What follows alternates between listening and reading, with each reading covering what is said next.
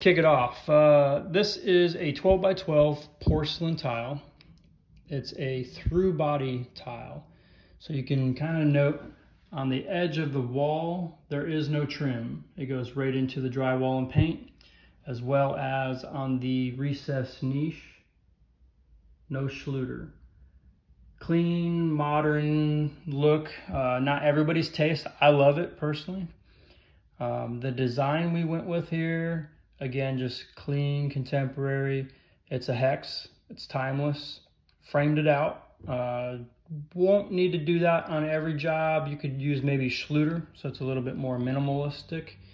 Or you could really just go abrupt right into the tile. I like the framing myself. It kind of just, says this is the design area.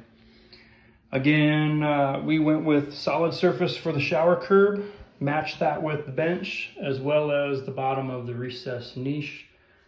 No grout joints on all of that, so super easy to clean and maintenance. You can tell in the back of the niche we went ahead and tied in some of that natural stone. That is real stone, so a little bit more care and maintenance with that. I like to communicate that to my clients before we make choices in materials, because if you don't know how to care for stone, I wouldn't recommend getting it. I love the look of it as an installer. I love working with it.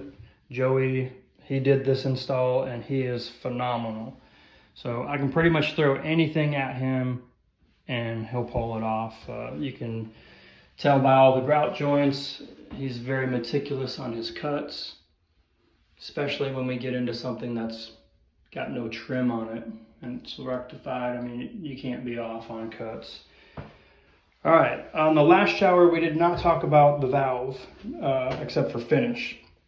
How this functions, this is a thermostatic valve. So this is the main on-off. No, I'm not gonna get wet. This is your temperature setting. So I like to crank mine all the way up to the hottest temperature and I just kick on the main. Boom, it's already heating up. And if you got kids staying over, you can always tone that down a little bit, let them adjust it. The hand shower.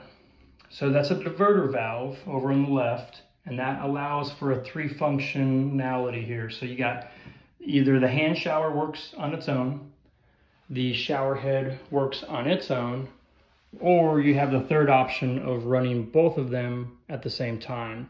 You're going to lose some pressure, so you really probably aren't going to run both of them at the same time unless you put in a pressure booster or something in the house, which is, we've done it. It's just quite expensive.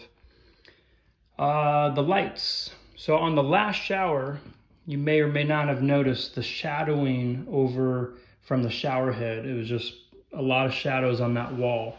That was because there was one light. So I love that on this one we went with 2 4-inch recessed can lights, and that just helps disperse the shadowing. So overall finished product, I love it. Put it on a dimmer switch so we can tone it down. Boom, perfect. Let's see, a couple other items. The corner seat, I did mention solid surface on that. Honestly, I don't like doing corner seats or bench seats for the mere reason it's permanent. So if it's something that works best for the client to have it solid, permanent bench seat, great. Otherwise, I'd say it's not worth investing into putting in this corner seat or a bench seat. Probably better to just buy a teak corner seat or a teak bench because it's removable. So if you don't like it, somebody gets up in age and they have a walker and they're needing to get in there, it just gives more flexibility. So that's just my personal take on it. Let's see if I got anything else. Wood plank porcelain. So the wood plank, it's great. I mean, it just gives that natural, wood look without having to worry about moisture and all that. The irregularity adds a visual busyness, and that's really why we kept the shower toned down.